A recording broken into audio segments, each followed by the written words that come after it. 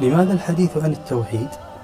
لأن التوحيد هو سبيل الأمن والأمان، وهو طريق الهداية.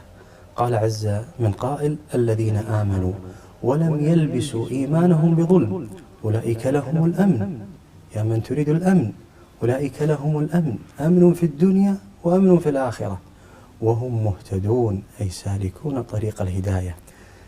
سأل الصحابة رضي الله عنهم النبي صلى الله عليه وسلم عن هذه الآية، قالوا: أينا لم يلبس إيمانه بظلم؟ فقال: ألم تسمعوا إلى قول لقمان: إن الشرك لظلم عظيم؟ فبين لهم أن الظلم هنا هو الشرك.